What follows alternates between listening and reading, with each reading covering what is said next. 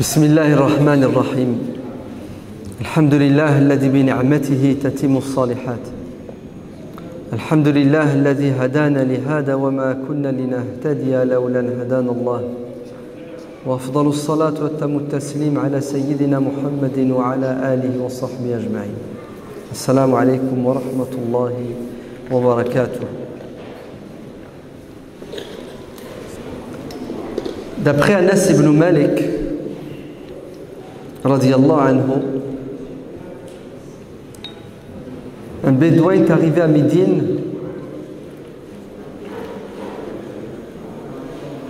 qui entra en contact avec le prophète sallallahu alayhi wa sallam.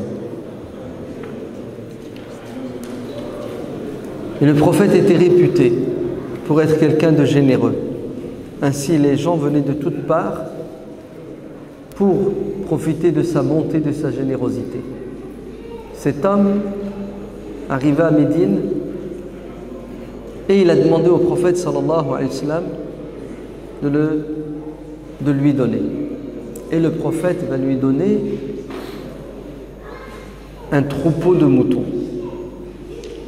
Le hadith dit Ghanaman bayna jabalayn, un troupeau de moutons tellement nombreux qu'il emplissait la surface entre deux montagnes. Le bédouin rentre chez lui et il interpelle son peuple en disant Ayyuhan nas, ô gens, convertissez-vous à l'islam, car Muhammad sallallahu alayhi wa sallam est un homme généreux qui donne sans compter. Il ne craint pas l'indigence et la pauvreté. Et d'ailleurs, un autre hadith vient compléter celui-ci en disant que certaines personnes se convertissaient à l'époque du prophète sallallahu alayhi wa sallam, non pas sincèrement, mais uniquement pour profiter de la bonté, de la générosité du prophète.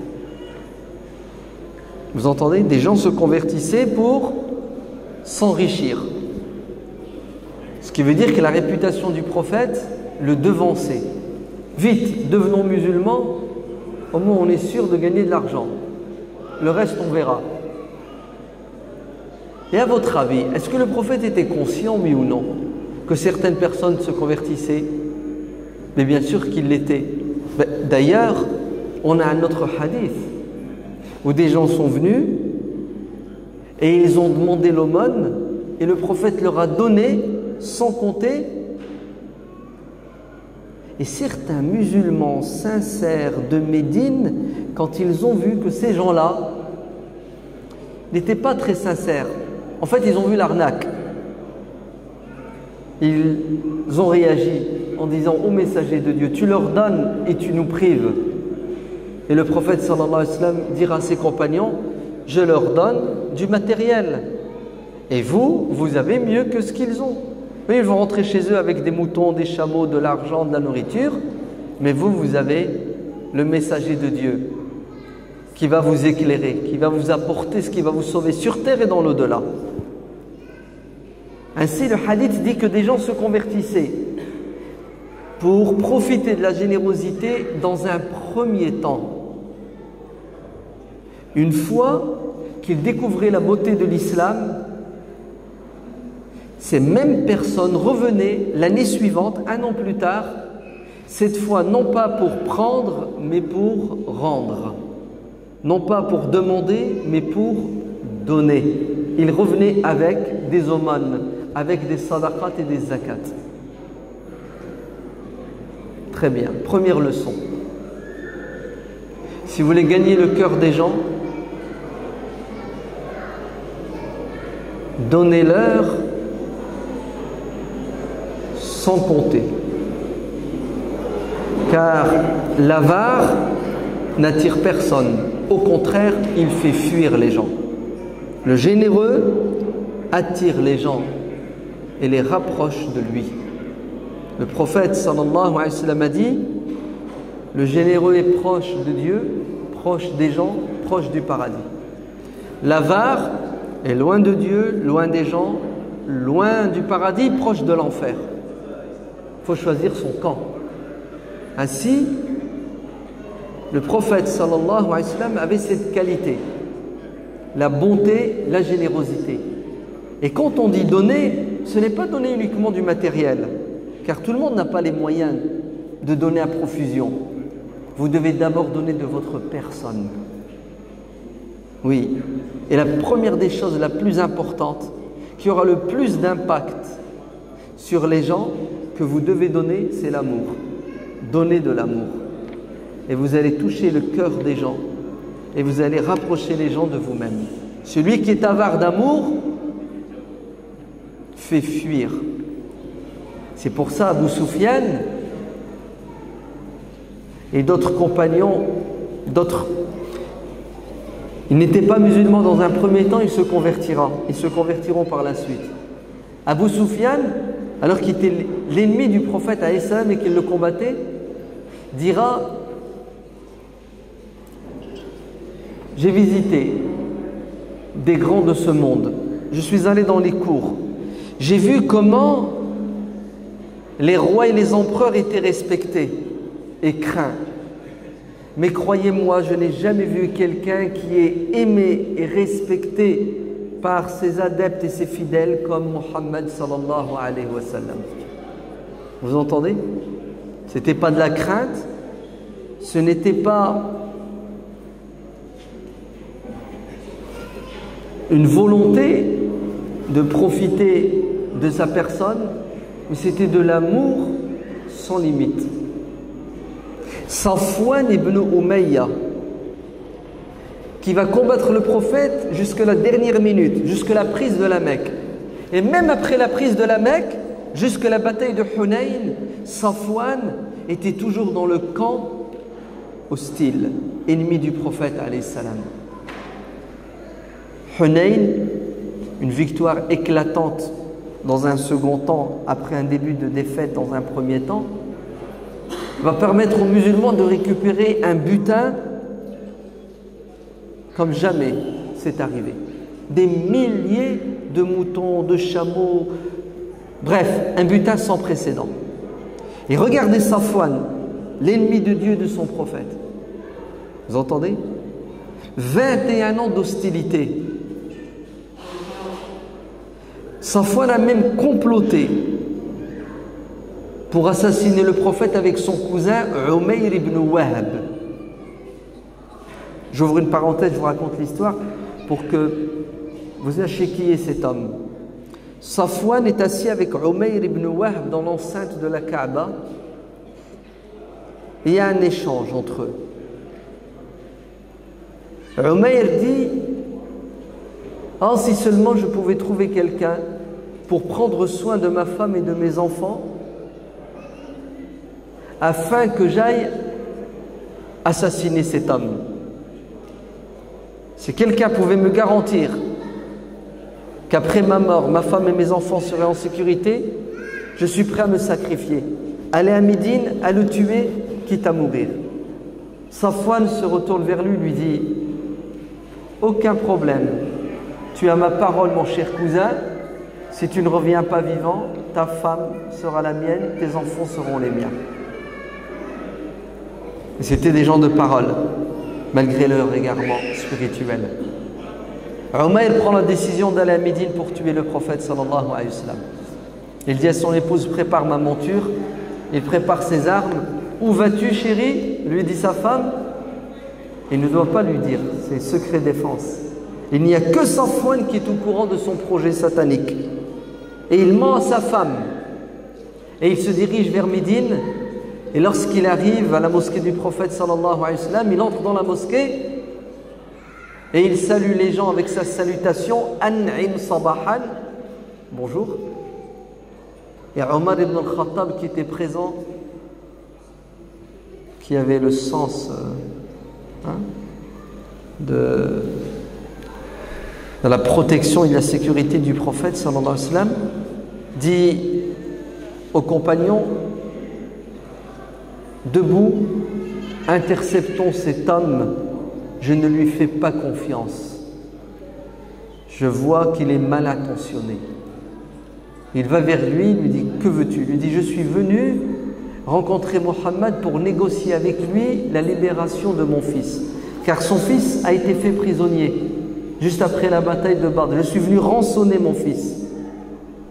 Et Omar lui dit, si tu étais venu rançonner ton fils, tu ne serais pas armé comme tu l'es. Et ils l'ont encerclé et ils l'ont emmené. Et le prophète alayhi salatu wassalam le reçoit. Et il dit au prophète bonjour, An'im Sabahan. Et le prophète de lui répondre, Dieu nous a enseigné une salutation qui est meilleure que la tienne. Assalamu alaykum. Très bien. Quel bon vent t'amène, ô Umayr. Ya Muhammad, je suis venu rançonner mon fils. Et le prophète sallallahu alayhi wa sallam lui dit, tu mens. Tu étais assis dans l'enceinte de la Kaaba avec Safwan, tu lui as dit et il t'a dit. Et il lui répète exactement ce qu'ils ont comploté. Vous savez ce que fait Umayr? Il dit, ya Muhammad, j'ai toujours douté de toi. Je me suis toujours dit que tu es un menteur, que tu ne reçois pas la révélation. Mais là, tu m'as donné la preuve A plus B que tu es le messager de Dieu. Car personne n'est au courant de mon projet, sauf mon cousin Safwan, même ma femme ne le sait pas. Ashhadu an la ilaha illallah wa ashhadu anna Muhammadan Rasulullah. Prenez votre frère, emmenez-le dans la mosquée et enseignez-lui la prière, dit le prophète sallallahu alayhi wa sallam à Omar ibn al-Khattab, qui quelques minutes avant, écoutez bien, a dit aux Sahaba, debout, arrêtons cet homme. Non, hadal kalb.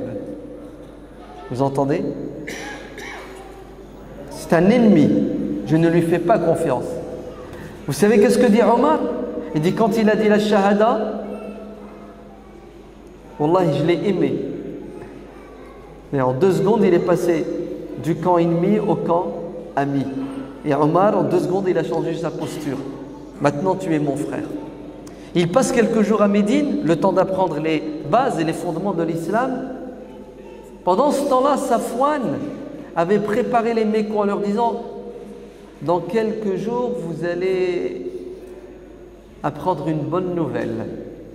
Mais la mort de notre ennemi Mohammed sallallahu alayhi wa sallam. Il les excite. Les jours passent et voilà Safwan qui revient. Pardon. Umayr ibn Wahb qui revient, vivant, en bonne santé. Safwan est le premier à l'interpeller. Alors, tu l'as tué? Tu as réussi? Il a dit non, il y a Safwan. Il est le messager de Dieu. Voilà ce qui s'est passé, voilà ce qu'il m'a dit. Vous savez ce que Safwan va lui dire? Tu n'es plus mon cousin. Boycott, à partir d'aujourd'hui, tu es mon ennemi. Vous voyez Safwan, il avait la preuve, oui ou non, que le messager de Dieu n'est pas un imposteur. Son cousin s'est converti à l'islam alors qu'il est parti tuer le prophète. Il faut vraiment que quelque chose l'ait touché de profond, oui ou non? Safwan n'a pas voulu se convertir, tellement il avait de la haine. Regardez ce qui arrive à Safwan le jour de Hunayn. Lorsque le prophète sallallahu alayhi wa sallam va distribuer le butin sans compter. À qui il distribue ces milliers d'ovins et de bovins? À qui il distribue tout cela? À ses compagnons de l'ancienne garde, les premiers convertis, qui se sont sacrifiés corps et âme pour l'islam, qui ont tout abandonné. Est-ce qu'il va donner aux auxiliaires, les Ansar, qui ont accepté l'hostilité de toutes les tribus arabes parce qu'ils ont accueilli et défendu le prophète? Non. Vous savez à qui va distribuer tout cela? Aux ennemis de la veille. À des gens qui, il y a encore 1 semaine, 15 jours, le combattaient. et qui se sont convertis à l'islam récemment, peut-être, écoutez bien, hypocritement pour certains, juste pour échapper à d'éventuelles représailles. Et le prophète sallallahu alayhi wa sallam va les combler de sa générosité. Vous savez pourquoi? Et croyez-moi que ça va être mal compris à un moment donné par certains musulmans. En l'occurrence les Ansar. Les Ansar qui ont vu cette générosité prophétique toucher les ennemis de la veille, ces gens qui ont tué leurs proches à la bataille de Uhud et dans les autres batailles. Et aujourd'hui le prophète leur donne, les Ansar ont été touchés, blessés. D'ailleurs ils se sont réunis en aparté et ils ont tenu des propos déplacés. Et oui, ça arrive, vous savez, on est des êtres humains faibles. Vous savez ce qu'ils ont dit? Mohammed a retrouvé les siens, les Mekwa Qurayshites. Il n'a plus besoin de nous, il nous a abandonnés. On a tout donné, on s'est sacrifié pour lui, pour la religion, et maintenant, il donne à qui? Il donne à ceux qui l'ont sacrifié pendant 21 ans. L'un d'entre eux, responsable, qui s'appelle Saad ibn Ubada, va voir le prophète sallallahu alayhi wa sallam et il lui fait part des propos qui ont été tenus par ses pairs. Et le prophète lui dit à Saad, qu'est-ce que tu en penses? Il lui dit, prophète, je fais partie de mon peuple. C'est-à-dire, j'ai ressenti la même chose et je pense la même chose. Le prophète lui dit, accompagne-moi, je veux les rencontrer et leur parler. Et le prophète sallallahu alayhi wa sallam va tenir ce discours devant les Ansar. Est-ce vrai ce qu'on m'a rapporté à votre sujet? Oui, prophète. Il faut toujours s'assurer quand quelqu'un vous ramène des informations au sujet de quelqu'un. Vous entendez? Car il se peut qu'il se trompe. Ou il se peut qu'il déforme les propos.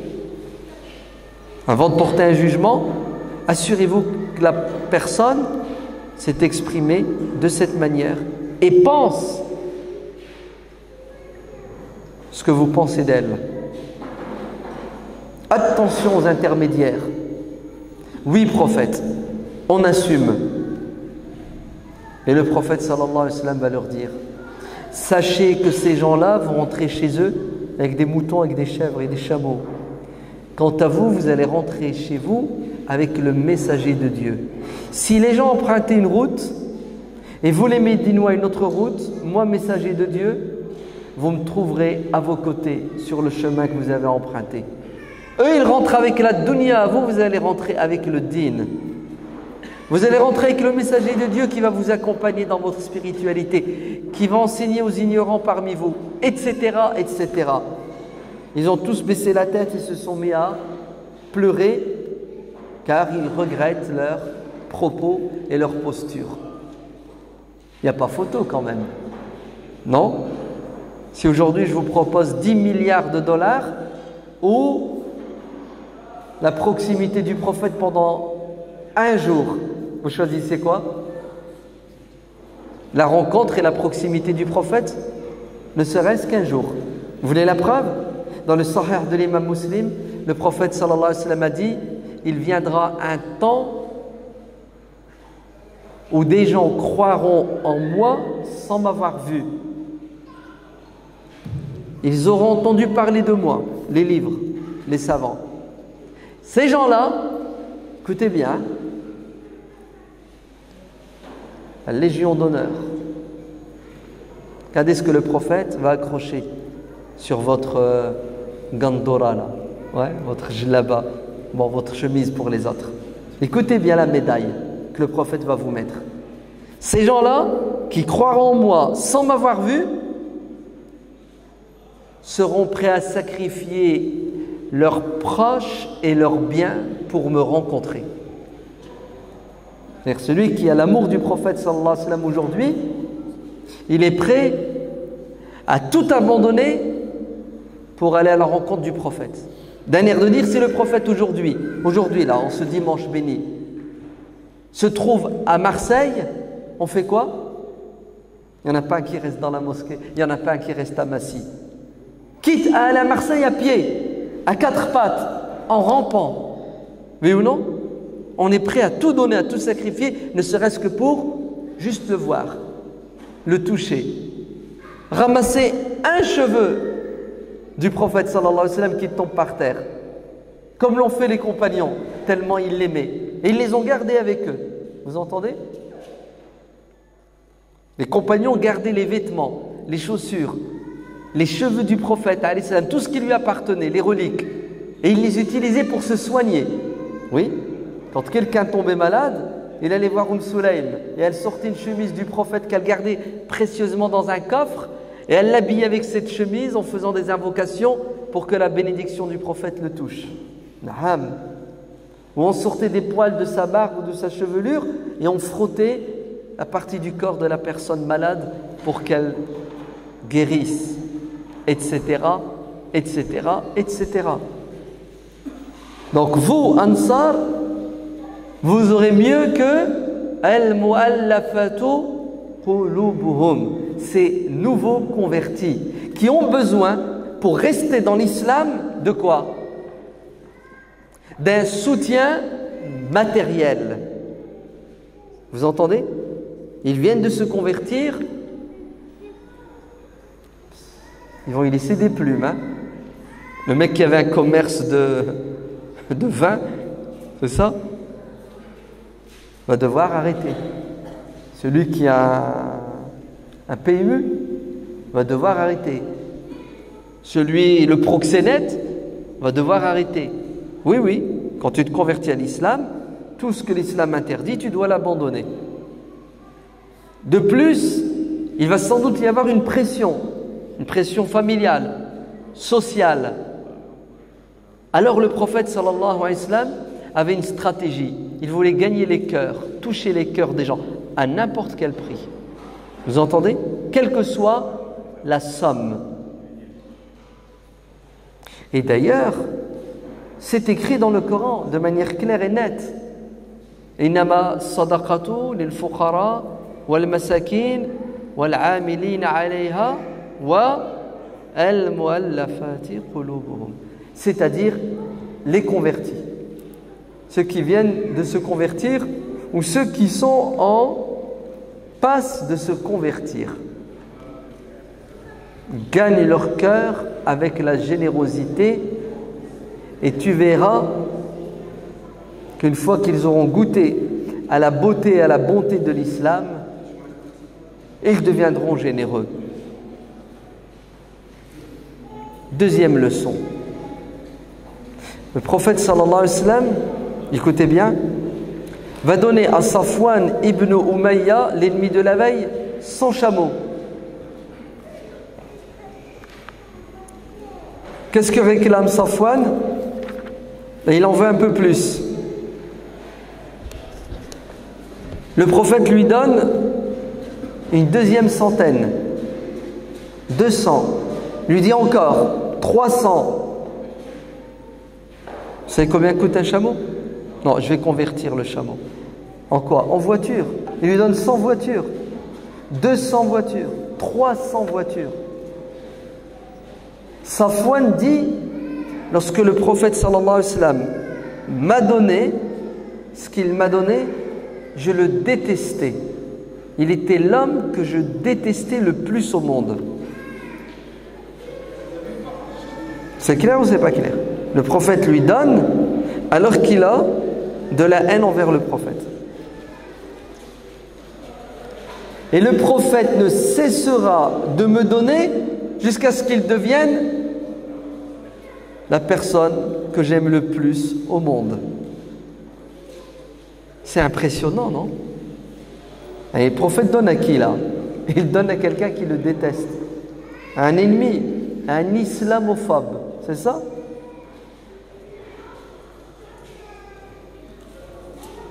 Le prophète sait pertinemment qui il est. Mais le prophète a un objectif. C'est sauver les gens des flammes de l'enfer. Et quel est le prix? 100 chameaux? Pas de problème. 200?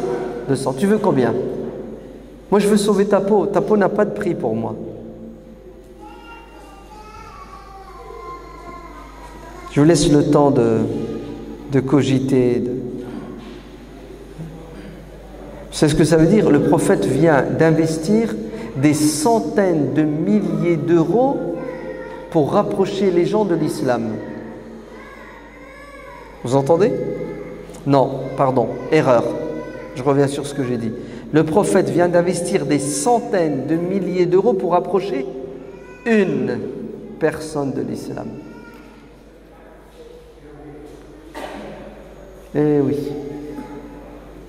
Et aujourd'hui, vous avez des musulmans qui ont une lecture littéraliste, décontextualisée des textes qui mènent à quoi? Qui mènent au rejet, à la haine de celui qui n'est pas musulman sous prétexte qu'il est maudit et qu'il doit aller en enfer. Et si tu as le malheur de lui dire « Viens, on va faire une activité pour rapprocher les gens de l'islam », ne serait-ce que pour qu'ils n'aient plus peur de l'islam, et tu te dis « Oh non, ce sont des mécréants, je ne vais pas investir mon argent pour des koffars, des mécréants. » Vous voulez que je vous donne la preuve? Je vais vous donner deux exemples. Deux exemples diamétralement opposés. Une lecture littéraliste aberrante qui fait fuir les gens de Dieu, de son prophète et de l'islam, et une lecture intelligente, conforme aux principes de notre religion. Un frère pas loin, ici dans votre région, à Corbeil-Essonnes, il a un restaurant, très beau restaurant, gastronomie française, délicieux. Je vous le recommande. Le restaurant s'appelle La Table Servie. Je ne fais pas de la pub, hein, mais je mets en exergue les gens qui pensent bien et qui agissent bien. Il a eu un projet au début du Ramadan. C'est d'offrir chaque soir un repas pour 5 convertis. 5 convertis tous les soirs vont à son restaurant et ils sont servis comme des rois, à ses frais. Et je vous dis pas, c'est pas du kebab, hein. Non, c'est pas du kebab. C'est de la gastronomie française, c'est du luxe. Le frère m'a invité, j'ai mangé dans son restaurant. C'est le deuxième restaurant halal, musulman, etc. que j'ai trouvé à la hauteur. Ouais.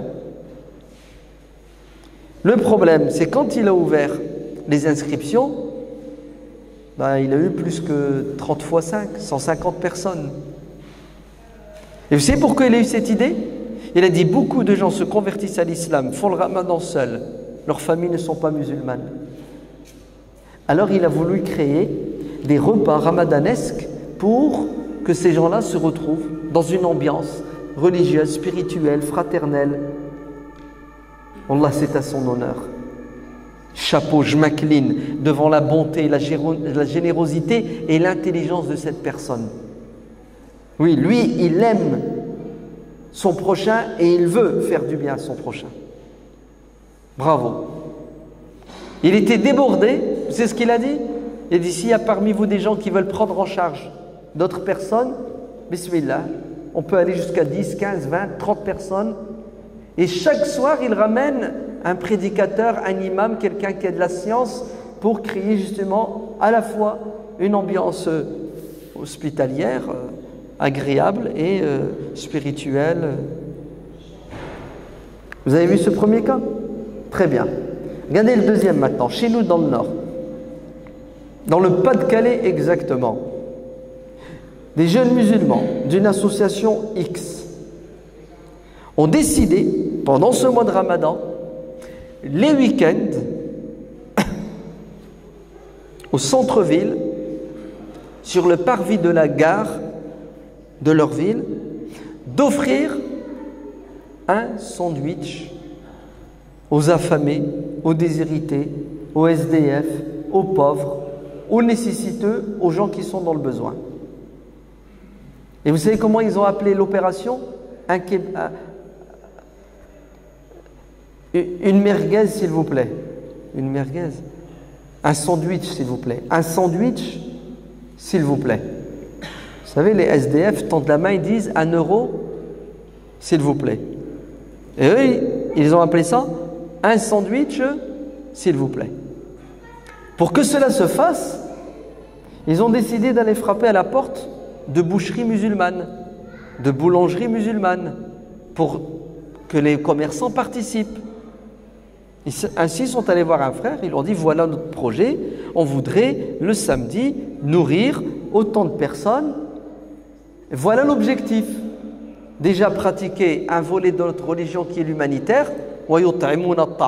Ils donnent à manger à ceux qui ont faim, c'est islamique, indépendamment de leur quoi? De leur couleur, de leur religion, de leur sexe. Vous êtes d'accord? Non? Au cas où certains parmi vous oseraient dire, ah non, non, moi la sadaqa c'est pour celui qui croit en Dieu, celui qui ne croit pas en Dieu qui crève de faim. Ça va? Il n'y a personne qui dit ça? Non mais, si vous le pensez parce qu'on vous l'a dit et que vous y croyez, dites comme ça, je démonte la vie. Ça dépend.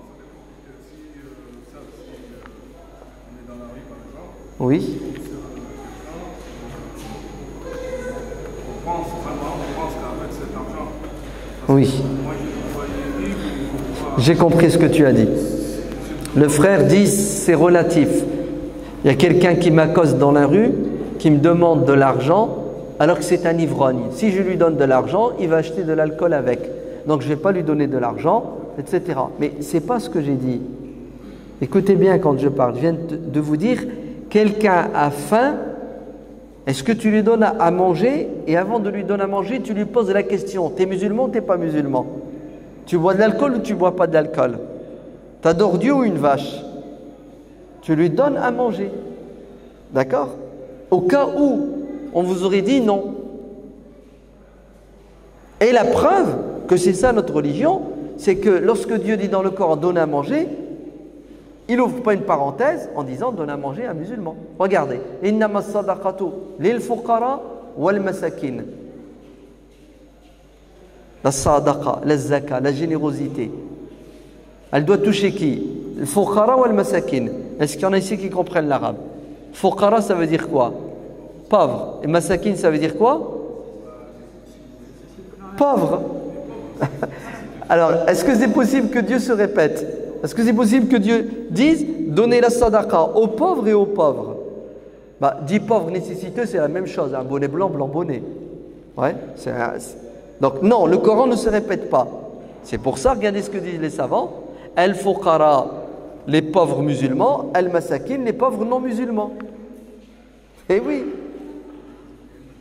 Vous entendez? La preuve. Innama nut'imukum wa yut'imuna at-ta'ama ala hubbihi. Qui ça? Miskinan wa yatiman wa asiran. Cette sourate, la sourate Al-Insan, l'homme, ou Ad-Dahr, le temps, est mécoise, a été révélée à la Mecque. Vous me suivez? Très bien. À la Mecque, il y avait des musulmans et des non-musulmans. Vous êtes d'accord? À la Mecque, est-ce qu'il y avait des prisonniers musulmans?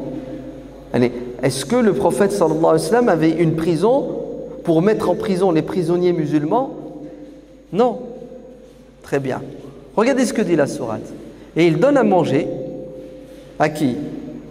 Aux nécessiteux, le miskin, le pauvre, al-yatim, l'orphelin, et le prisonnier.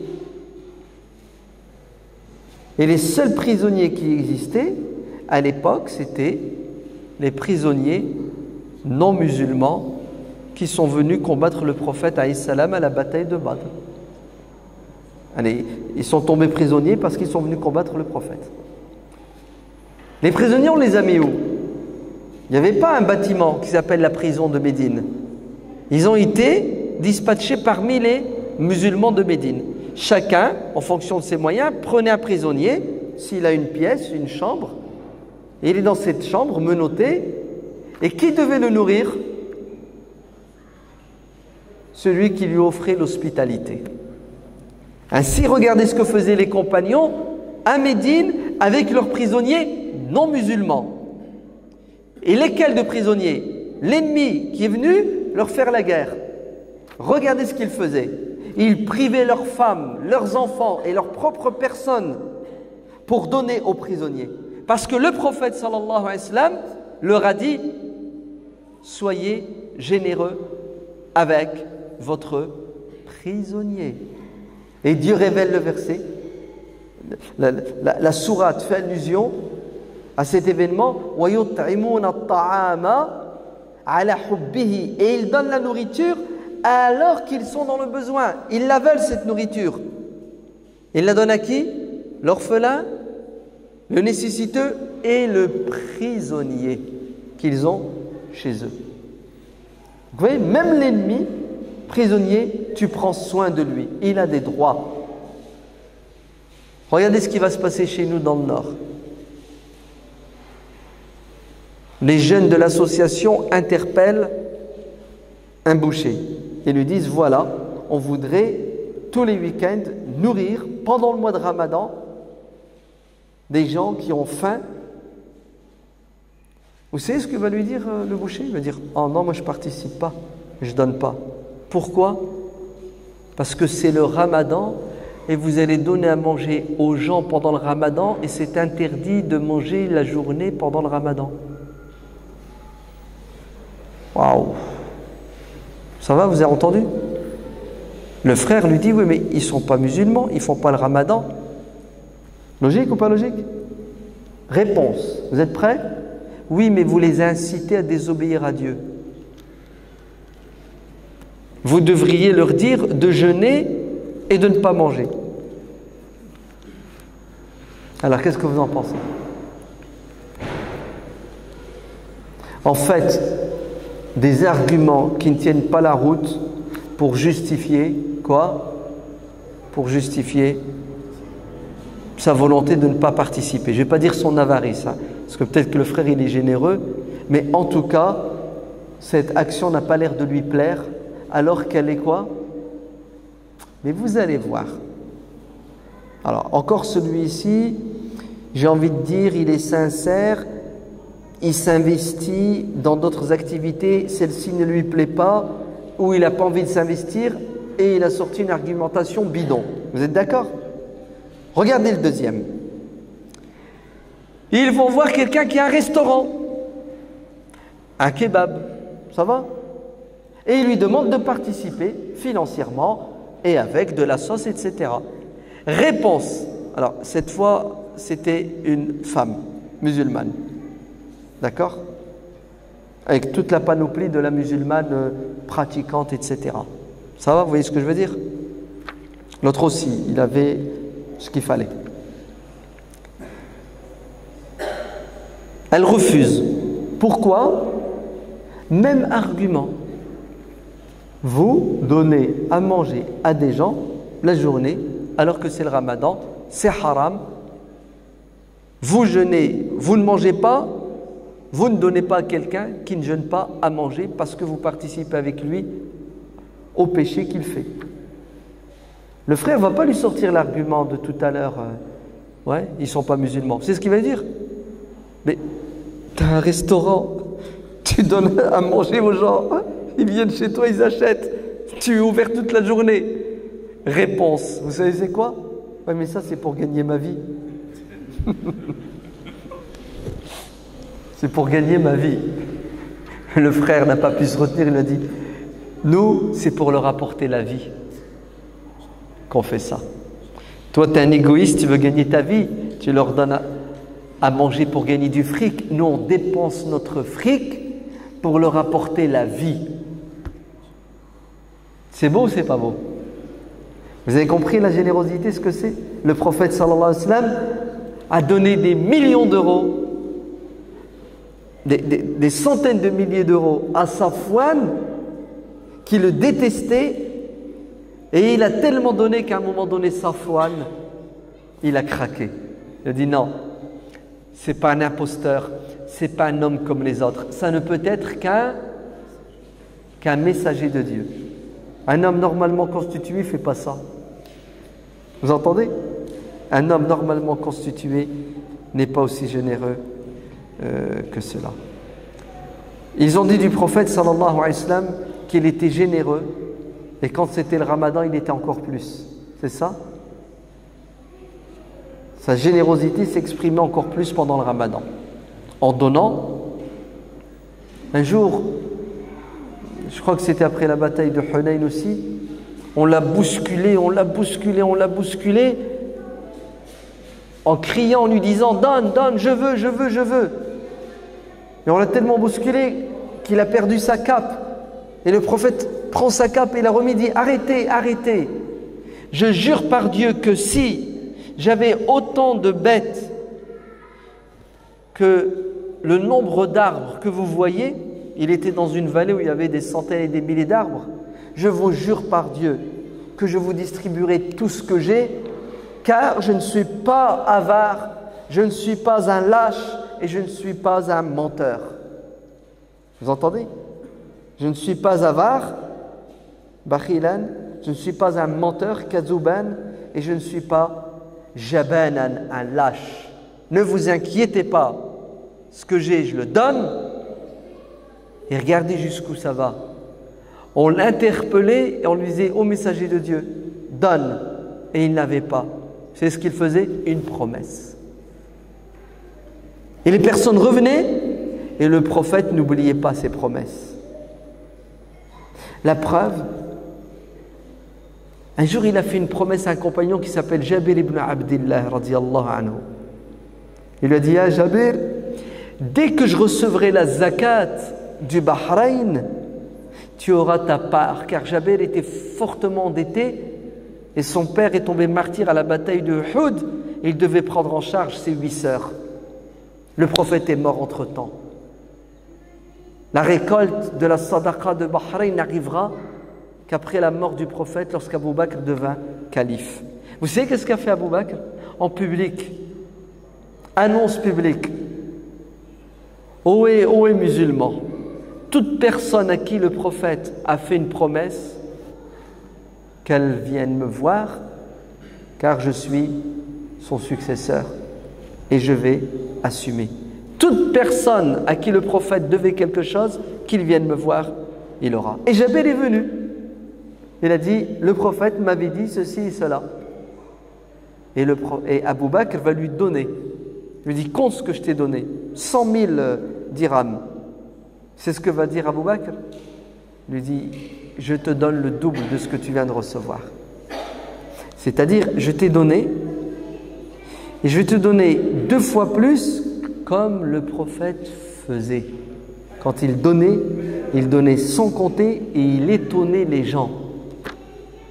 Un homme est venu le voir, mais c'est son oncle, Abbas, si ma mémoire est bonne. Et le prophète lui donne sa part. Et l'Abbas tend son vêtement, il le remplit. Il remplit, jusqu'à ce que ça déborde et qu'il n'arrive même plus à se mettre debout tellement il a reçu.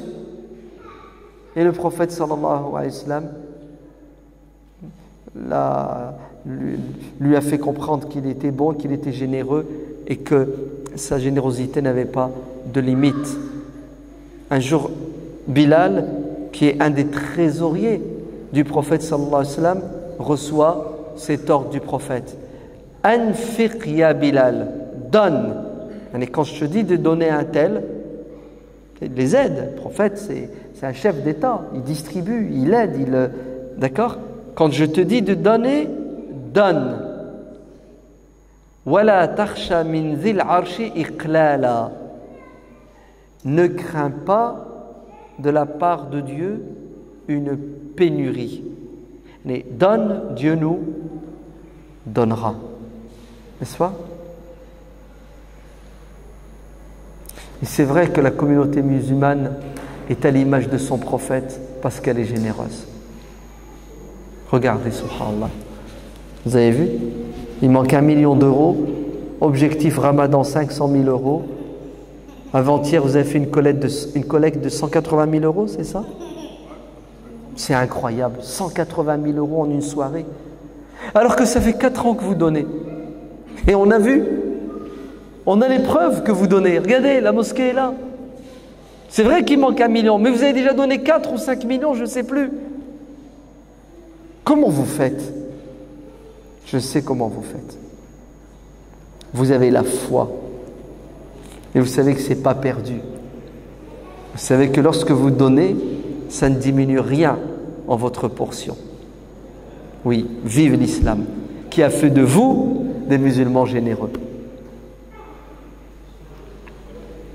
Avant-hier, dans une mosquée, juste après la prière de Jumu'ah, le responsable appelle les fidèles à donner pour Gaza. Vous entendez? À donner pour le peuple palestinien qui est en train de souffrir le martyre. Au moment où je vous parle, ils sont en train de ramasser les corps dans le quartier de Shuja'iyya à Gaza.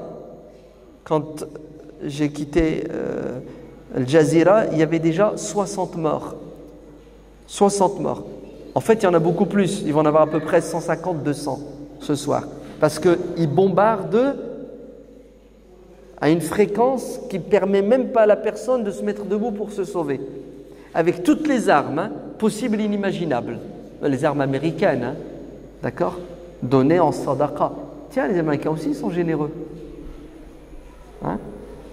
Ils sont d'une générosité sans précédent. Les impôts des Américains, écoutez bien, une partie des impôts du peuple américain va pour financer l'armée sioniste qui massacre les Palestiniens. Ce n'est pas 1 milliard, ce n'est pas 2 milliards par an de dons, des dons, sadaqa jariya pour l'enfer, que les Américains, que le gouvernement américain donne à l'État d'Israël qui est en train de massacrer avec les armes américaines le peuple palestinien. Dans cette mosquée, avant-hier, vendredi, appel au secours, le peuple palestinien vous interpelle, musulmans, il a besoin de boire, de manger, de se soigner. 20 000 euros d'un coup. 20 000 euros. Subhanallah. On est une communauté qui donne sans compter parce que nous avons un Dieu qui donne sans compter.